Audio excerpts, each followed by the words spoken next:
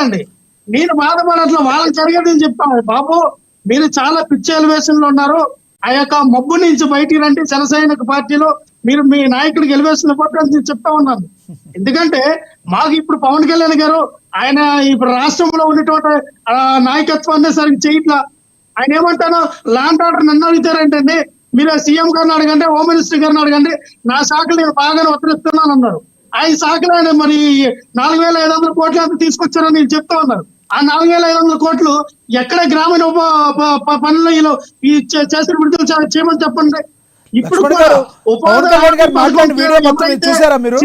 వినండి సార్, వినండి ఒక్క నిమిషం. సీసీ రోడ్లు కానీ మిగతా పనులు కానీ చేయకపోతే అవి వెంటనే రద్దు చేస్తామని కలెక్టర్లు అందరూ కూడా ఆధారం ఇస్తున్నారు. అంటే వీళ్ళు ₹1 విడుదల చేయలేదని అర్థం అవుతోంది. ఇదే పవన్ కళ్యాణ్ గారు స్వాతంత్ర దినోత్సవం చేసినప్పుడు మీ అందరికీ ఒక్కొక్క ఆ గ్రామ పంచాయతీకి 20,000 ఇస్తామన్నటువంటి పవన్ కళ్యాణ్ గారు ఇప్పటికి ₹1 ఏ పంచాయతీకి ఇవ్వాలి నిధులు. ఇవన్నీ మీకు మీరు అబద్ధాలు ఆడుకొని అగో ఆ పంచాయతీకి ఎంత ఇచ్చేసాం, ఈ పంచాయతీకి 1,00,000 పనిచేసాం, ఈ పంచాయతీకి 20,000 పనిచేసాం అంటే నోటు మాటలు కాదు, గ్రౌండ్ లెవెల్. ఒక్క నిమిషం లక్ష్మణ్ గారు, ఇక్కడ మీరు మాట్లాడడానికి సమాధానం చెప్పాలి. 2,000 కోట్లు తీసుకొచ్చారు, సమాధానం చెప్పాలి. ఒక్క నిమిషం. వేల్పూరి శ్రీనివాస్ గారి దగ్గరికి వెళ్లే ముందు అరుణ్ గారిని అడగాలి. అరుణ్ గారు, ఇంతవరకు పంచాయతీలకి ₹1 కూడా విడుదల చేయలేదు, కానీ మీరు ఎలివేషన్లు ఇచ్చుకుంటున్నారు అంటున్నారు, వాస్తవం అది? ఓపెన్ ఛాలెంజ్ రమ్మని చెప్పండి. ఓపెన్ ఛాలెంజ్ బడ్జెట్ లో కూడా రూపాయి ప్రవేశపెట్టలేదు గ్రామ పంచాయతీ. లక్ష్మణ్ గారు సమాధానం చెప్పండి. ఒక్క నిమిషం. పవన్ కళ్యాణ్ ఇప్పుడు అడుగులు వేస్తున్నాడు, తప్పటడుగులు వేసే వయసులో తప్పటడుగులు వేస్తున్న పొజిషన్ లో ఉన్నాడు, తప్పుటడుగులు వేస్తున్నాడు. ఈ లోపల అతను పరిగెత్తేసాడు, రన్నింగ్ రేస్ లో ఫస్ట్ ప్రైజ్ వచ్చేసాడు అని ఈ సొగతితో మారుతున్నారు. సరే మీ దగ్గరికి వస్తాను సార్. మీ దగ్గరికి వస్తాను. అరుణ్ గారు ప్లీజ్. భవిష్యత్తులో బీజేపీ ఏం చేసిద్దని ఇవాళ నుంచే చెప్తా ఉన్నారు. వీళ్ళిద్దరు పాపం చేసిద్దో లేదు తెలియదు. వీళ్ళిద్దరిని ఏమైనా వేణుస్వామి గారి దగ్గర జోషన్ ట్యూషన్ కి ఏమైనా జాయిన్ చేశాడు జగన్మోహన్ రెడ్డి, నాకైతే తెలియదు సార్. 1987 నుంచి బీజేపీలో ఉన్నా నీకు తెలియదేమో. ఇప్పుడు ఈ మధ్య బీజేపీ వదిలేసి విశ్లేషకుడు 37 ఏళ్ళు బీజేపీలో స్పోర్ట్స్ పర్సన్ గా, ఒక ప్రచార కమిటీ కన్వీనర్ గా, సెక్రటరీ గా ఉన్నాను. నీకు తెలియదేమో బీజేపీ గురించి, నీ పుట్టుపూర్వతాలు తెలుస్తారు. 87 నుంచి తెలియకుండా ఏదో ఒకటి వచ్చి సెటైర్లు మాట్లాడటం కదా. మా డిబేట్లు అంటే సెటైర్లు మాట్లాడటం,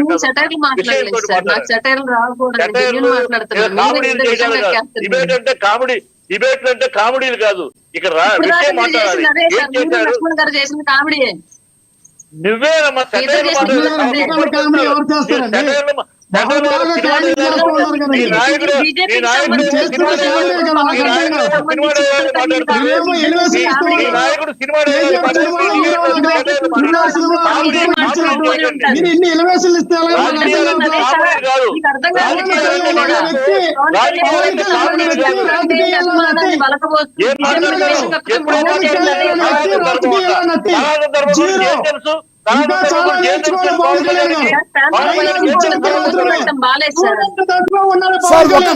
మాట్లాడండి.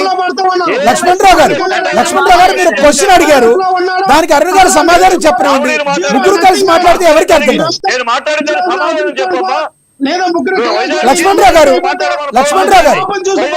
ఇద్దరు ఒకేసారి మాట్లాడితే అర్థం కాదు కదా, ఎవరికి అర్థం కాదు. లక్ష్మణ్ రావు గారు మీరు క్వశ్చన్ అడిగారు, సమాధానం చెప్పేలోపు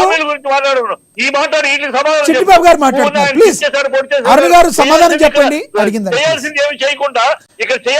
ప్లీజ్ చిట్టిబాబు గారు ప్లీజ్ సమయంలో మాట్లాడి ఆర్థిక సమాధానం చెప్పు. ఆర్థిక సమాధానం చెప్పకుండా కామెడీ చేస్తానంటమ్మా. కామెడీ చేయొద్దు.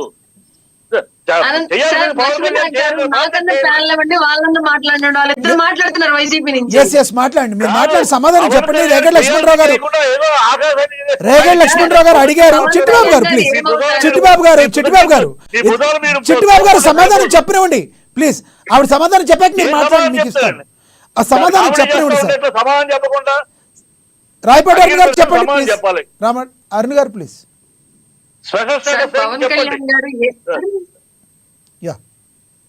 పవన్ కళ్యాణ్ గారు ఏమవుతారు భవిష్యత్తులో, బీజేపీ ఏం చేస్తుంది, ఇవన్నీ కూడా ఎన్డీఏ అలయన్స్ లో ఉన్న మేము చూసుకుంటాం సార్. అల్టిమేట్ గా ప్రజలకు ఏం కావాలన్న దాని మీద మీరు క్వశ్చన్ చేయాల్సిన అంశం. ఇప్పుడు ఇందాక అన్నారు పంచాయతీలకు సంబంధించి నిధులు రాలేదని చెప్పేసి క్లియర్ గా చెప్పు. చిట్టిబాబు గారు హామీ మేము ఇవ్వలేదు సార్. ఇచ్చింది జగన్మోహన్ రెడ్డి. పోయి జగన్మోహన్ రెడ్డి అడగండి మీరు. మేము హామీ ఇవ్వలేదు ప్రజలకి. స్పెషల్ స్టేటస్ మేము తెస్తామని మేము హామీ ఇవ్వలేదు సార్. ఈ కూటమి చంద్రబాబు నాయుడు 18లో ఎందుకు వచ్చేసారు బయటికి? స్పెషల్ స్టేటస్ ఇవ్వలేదనే వచ్చేసారు బీజేపీ నుంచి. ఏం మాట్లాడుతున్నారు?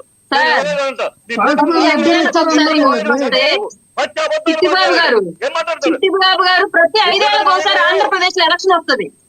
గత ఎలక్షన్ లో స్పెషల్ స్టేటస్ గురించి మేము అసలు ప్రజల దగ్గరకు హామీ తీసుకెళ్ళాల. ప్రజలకు లేని బాధ మీరు పడకండి, ఆ విషయం ప్రజలు చూసుకుంటారు. ఇచ్చిన మాట తప్పారు కాబట్టి జగన్ పక్కన కూర్చోబెట్టారు. మీరేం బాధపడతారు దాని గురించి? డిబేట్ లాగా జరగనివ్వండి. ఎవరే సార్ మీకు ఎవరు చెప్పారు సార్? మేము చెప్పామంటే స్పెషల్ స్టేటస్ తీసుకొస్తామని చెప్పేసి ప్రజలకు ఏమవుతుందో వాళ్ళు క్లియర్ గా క్లారిటీ ఉంది. మీరు దిగులు పడకండి వాళ్ళ గురించి.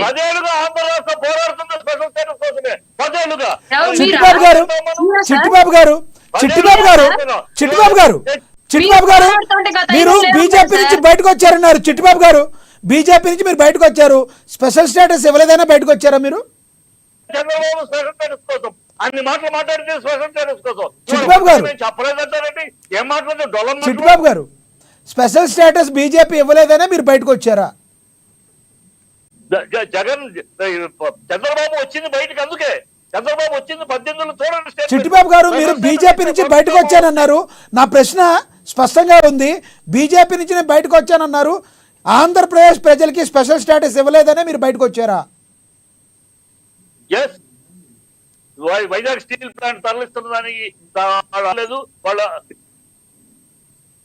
రైట్ చిట్టిబాబు గారు, మళ్ళీ వస్తాం మీ దగ్గరికి. ఎస్, మనతోటి వేల్పూరి శ్రీనివాస్ గారు ఉన్నారు, ఆయనతో మాట్లాడదాం. రాజకీయ విశ్లేషకులు శ్రీనివాస్ గారు నమస్తే అండి. నమస్తే అండి. శ్రీనివాస్ గారు, చిట్టిబాబు గారు మాట్లాడింది విన్నారు, అరుణ్ గారు మాట్లాడింది విన్నారు, లక్ష్మణరావు గారు మాట్లాడింది విన్నారు. రియాక్ట్ అవ్వండి ప్లీజ్. ఇవాళ ఆంధ్రప్రదేశ్ రాజకీయాల్లో పవన్ కళ్యాణ్ ఒక ఇంపార్టెంట్, ఒక కింగ్ మేకర్ గా ఉన్నారు. సౌత్ ఇండియాలోనే ఒక సూపర్ స్టార్ గా ఉన్నారు. ఆంధ్రప్రదేశ్ నిధులు రావాలంటే పవన్ కళ్యాణ్ ఇన్ఫ్లుయెన్స్ 100% ఢిల్లీలో మోడీ గారి దగ్గర చేయాల్సిందేను. వాళ్ళ ఆంధ్రప్రదేశ్ నిధులు మీకు తెలుసు, గత ప్రభుత్వంలో ముఖ్యమంత్రి గారు వెళ్ళి ఢిల్లీలో ప్రైమ్ మినిస్టర్ దగ్గర వెయిటింగ్ లో ఉండేవాళ్ళు అపాయింట్మెంట్స్ కోసం. కానీ వాళ్ళ పవన్ కళ్యాణ్ గారు కేవలం మరి తక్కువ సమయంలో మరి దగ్గర 10 మంది మినిస్టర్లు కలవటం, అదేవిధంగా ప్రైమ్ మినిస్టర్ కలవటం, రాష్ట్రానికి రావాల్సినటువంటి నిధుల విషయంలో ఆయన విజ్ఞప్తి చేస్తే వెంటనే 24 hours లోనే మరి నిధులు కూడా కొంత రిలీజ్ చేయడం ఇవన్నీ కూడా మనం చూసాం. అయితే రాష్ట్రం డెవలప్ కావాలంటే ఏ పరిస్థితుల్లో కేంద్ర ప్రభుత్వంతో, ప్రధానమంత్రితో సన్నిహితంగా ఉండేవాళ్ళు కావాలి. కానీ కేవలం కేసుల కోసం, బెయిల్ కోసం నేను మళ్ళీ లైఫ్ లాంగ్ జైల్లో ఉండకుండా మరి గతంలో ఉన్న ముఖ్యమంత్రి ఢిల్లీ వెళ్ళి ఏం చేశాడో ఒక్కసారి కూడా కనీసం ప్రెస్ మీట్ పెట్టకుండా సీక్రెట్ మీటింగ్స్కి వెళ్ళి ఈ రాష్ట్రం యొక్క భవిష్యత్తుని మరి ఏం చేశారని మనం చూసాం. కానీ వాళ్ళ చంద్రబాబు నాయుడు గారు వెళ్ళినా, ఢిల్లీ పవన్ కళ్యాణ్ గారు వెళ్ళినా మినిస్టర్లను కలిసి బయటకు వచ్చి గ్రూప్ చేసి మరి వాళ్ళు చాలా పారదర్శకంగా ఉన్నారు. అంటే రాష్ట్రం అభివృద్ధి చెందాలంటే కేంద్ర ప్రభుత్వంతో సఖ్యతగా ఉండటము కరెక్ట్ కాదన్నట్టుగా మన చిట్టిబాబు గారు మాట్లాడుతున్నారు. మరి ఆర్టికల్ 370 70 సంవత్సరాలు అయింది. మరి చిట్టిబాబు గారు ఏం చేస్తున్నారో నాకు తెలియట్లేదు. ఇవాళ బీజేపీ ఒకటే పెద్ద దోషిగా ఆయన మాట్లాడుతున్నారు. చిట్టిబాబు గారికి బీజేపీ యొక్క ఇంపార్టెన్స్ తెలియాలంటే, దాని వాల్యూ తెలియాలంటే ఆయన బంగ్లాదేశ్ కానీ పాకిస్తాన్ కానీ పంపితే ఆయనకి బీజేపీ వాల్యూ తెలుస్తుంది. అందువల్ల భారతదేశంలో ఉంటే ఆయనకి వాల్యూ తెలియట్లేదు. అంటే మరి వాక్ స్వాతంత్రం ఎక్కువైపోయింది.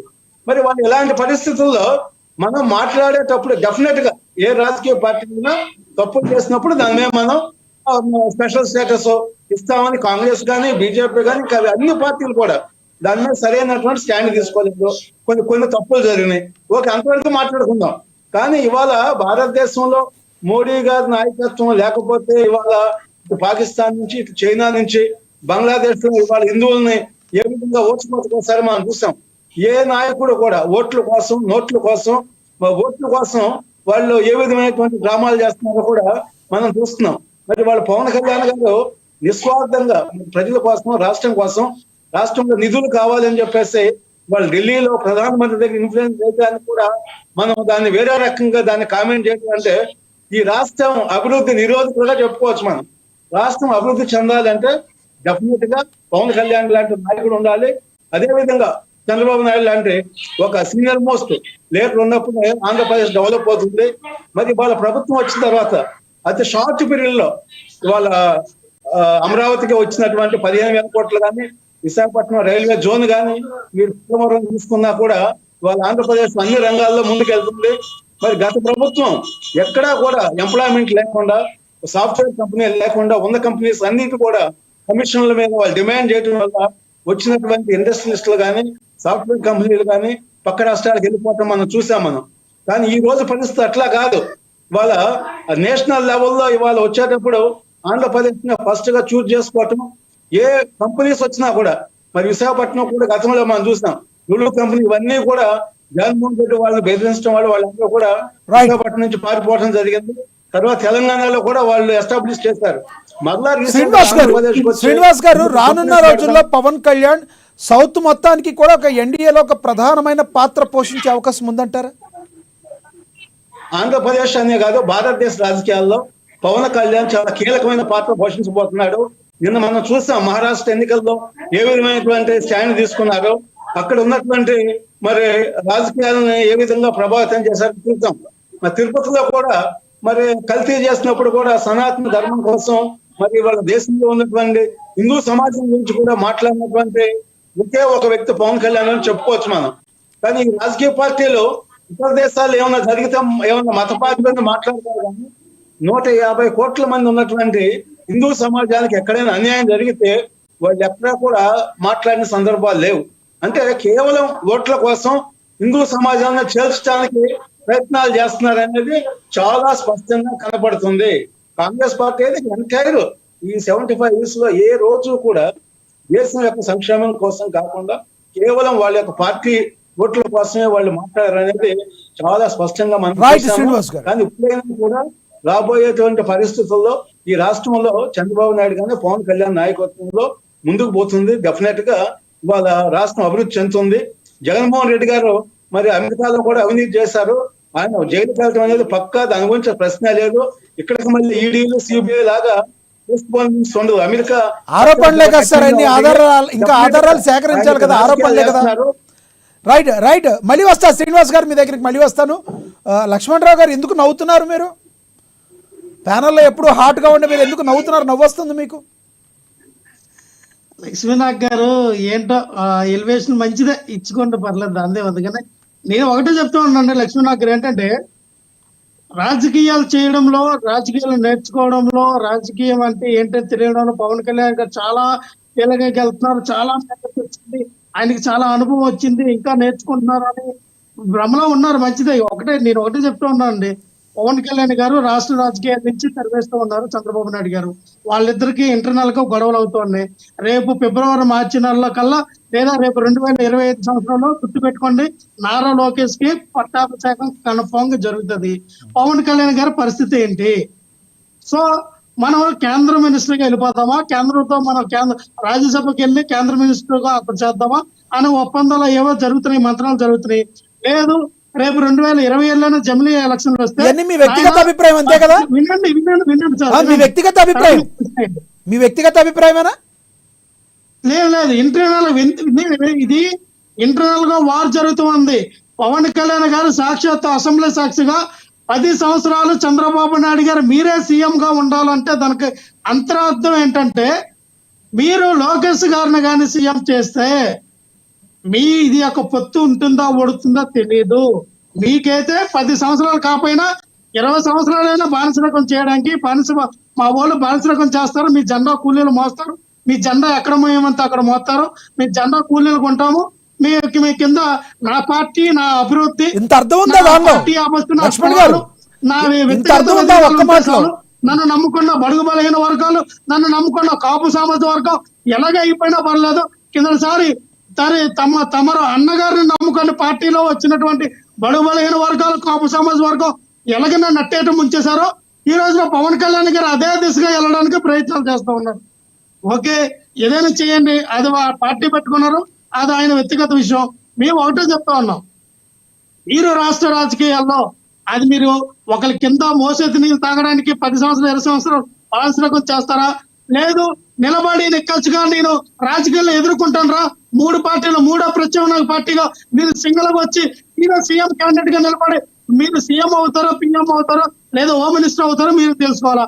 ఎవరో ఇచ్చిన ముష్టి పదవి డిప్యూటీ సీఎం మీకు అవసరమా? ఎవరు ఇచ్చారు సార్? ప్రజలు ఇచ్చారు ఆయనకి ప్రజలు ఇచ్చారు. ఒక హోమ్ మినిస్టర్ లక్ష్మణ్ గారు కోసము ఇంత ప్రజలు ఇచ్చారు సార్ ఆయనకి. ఆయన ఎవరు ఇచ్చారు ఆయనకి? ఆయన వేరే పార్టీలో మనము నీకు 20 సంవత్సరాల బానిసరకం చేస్తాం, 10 సంవత్సరాలు మీ జెండా మోస్తాం, మా జెండా కూలీలు అందరూ కూడా ఈ జెండా పట్టుకొని మీ వెనకతలు జేజేలు